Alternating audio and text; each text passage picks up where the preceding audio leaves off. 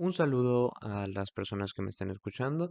Soy Mauricio Alexander y este es mi trabajo sobre Vámonos con Pancho Villa. Primero que nada, ¿quién es el autor de Vámonos con Pancho Villa? Fernando de Fuentes Carreo. ¿Quién fue esta gran persona? Básicamente fue un director, guionista y productor de cine mexicano, considerado uno de los pioneros del cine sonoro en México y Latinoamérica. Su trabajo durante la época del oro del cine mexicano dejó un legado invaluable, con películas que aún hoy son consideradas clásicos. Pero ¿cuáles películas estamos hablando? Estamos hablando sobre El Anónimo de 1932. Un hombre amnésico apodado El Anónimo vaga por las calles de Ciudad de México sin recordar su pasado, encuentra refugio en la casa de una familia humilde y se enamora de su hija. Pero su pasado lo persigue y lo pone en peligro. También tenemos el compadre Mendoza, una de las selectivas que nos dejaron. Rosalio Mendoza, un terrateniente sin escrúpulos, se aprovecha del caos de la Revolución Mexicana para obtener beneficios personales, se une a diferentes bandos y traiciona a sus aliados para mantener su riqueza y su poder. Y por último tenemos, bueno, como ejemplo tenemos allá en el Rancho Grande. Don Fernando, un hacendado adinerado, se enamora de una joven cantante llamada La Chorreada. La película combina romance, música y comedia, mostrando la vida rural de México durante la década de 1930. Ahora bien, estas películas, ¿qué estilo tienen o cuál es el estilo o la firma de este gran director? Primero tenemos que es el realismo. Sus películas retratan la realidad social de México de la época, con una mirada crítica y sin idealizar la vida rural o la Revolución Mexicana. Humor. Incorporaba elementos de humor en sus películas, incluso en aquellas que abordaban temas serios, cuando creando un estilo único de comedia y de tratar la tragedia con esta. Narrativa visual. Dominaba el lenguaje cinematográfico, utilizando recursos como la composición del cuadro, el movimiento de la cámara y el montaje para narrar historias de manera visual y atractiva.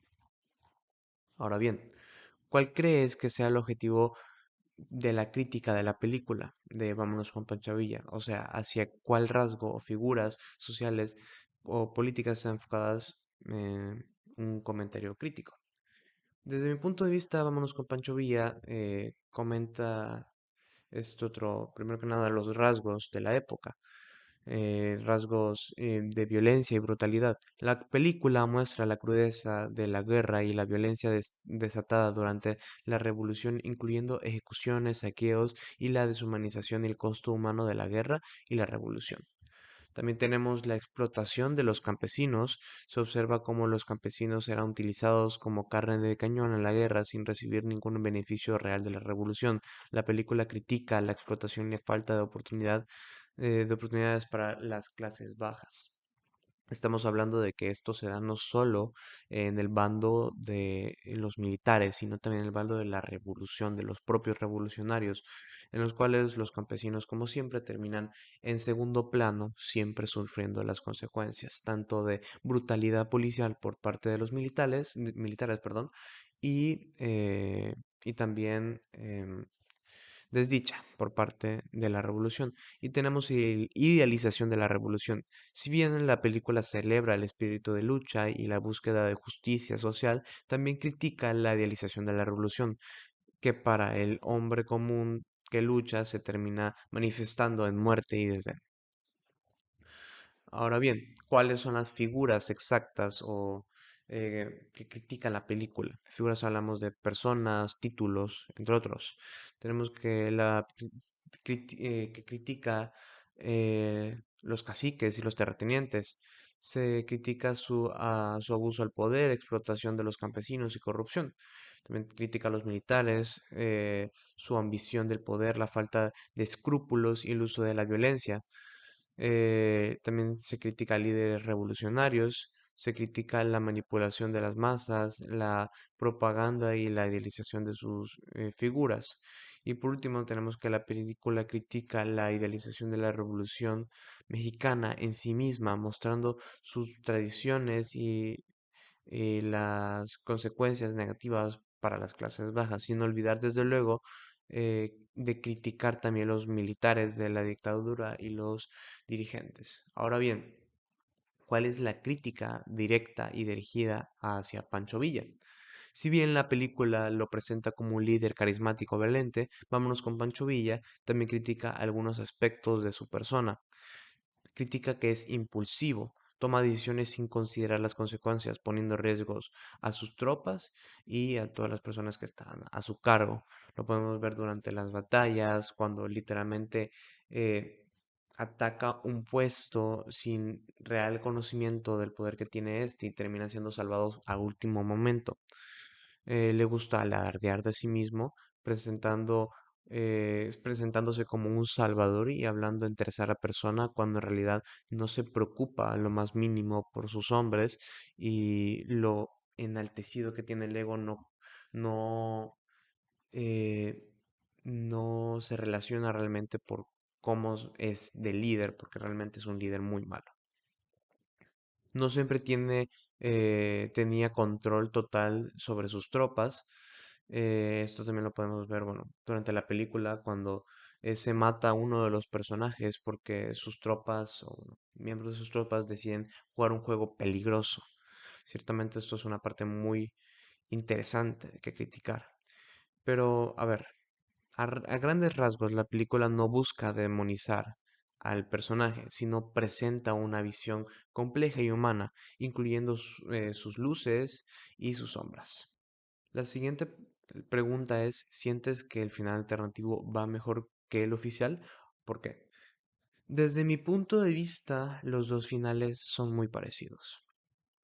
¿Por qué?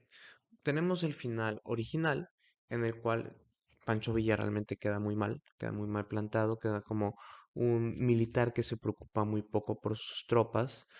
También tenemos a los personajes principales que prácticamente todos quedan muertos, solo queda uno que regresa a su hogar, o eso es lo que se interpreta, que finalmente se rinde, pero realmente deja en muy mala posición a Pancho Villa. Y tenemos el otro final, que si nos ponemos a pensar también deja en mala posición a Pancho Villa, pero lo deja más dramáticamente en mala posición. Primero tenemos un drama y termina la película básicamente. Y claro, los personajes todos terminan muertos, solo termina el niño vivo. Pero desde mi punto de vista, a grandes rasgos, los dos finales son muy parecidos, solo que uno contiene más drama. ¿Ok?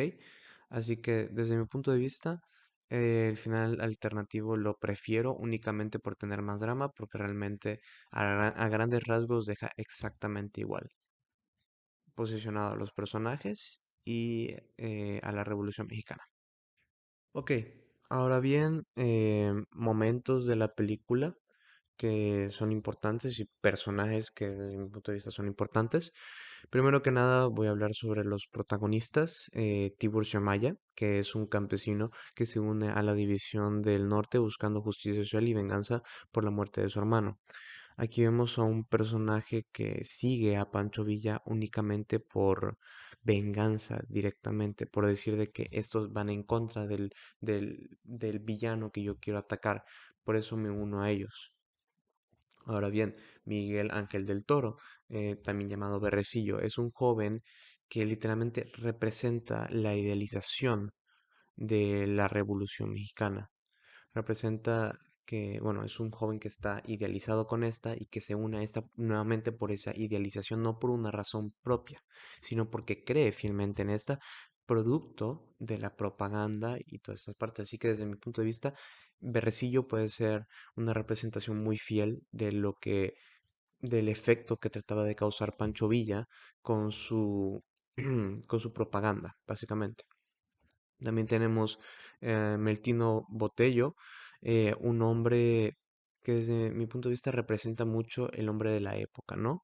Este señor que trata de siempre ser un hombre, de siempre mostrar ese lado masculino y siempre trata de comprobarlo hacia los demás, cuando en realidad esto no es necesario si lo ponemos en otro punto. Una de las escenas que más me gustaría mencionar es la muerte de Melton Botello. Básicamente, muere durante un juego con las tropas de Pancho Villa. Esta escena critica dos principales puntos.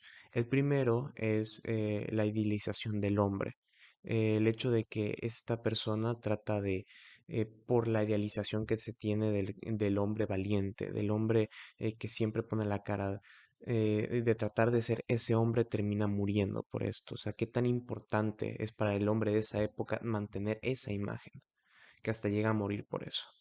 Y desde luego también tenemos el segundo punto que es la desorganización que tenía Pancho Villa en sus tropas, siendo, bueno, desde su punto de vista desde el punto de vista de Pancho Villa, un general increíble, el mejor de todos, que sucedan estas tragedias adentro de sus tropas, realmente da mucha pena y es una gran crítica que se le hace a este personaje.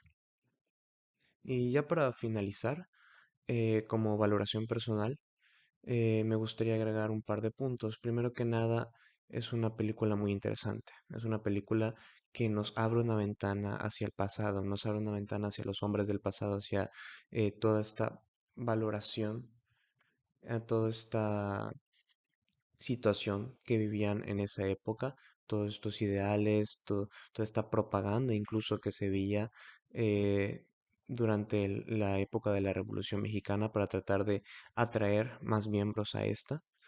Es una película que en vez de alzar este orgullo, que es cierto, si se alza este orgullo de la revolución, también te muestra qué es lo que realmente pasó, lo cual es muy interesante porque desde luego vemos de que esta película será una época bastante seguida de la Revolución Mexicana en la cual se seguía idealizando esta misma revolución.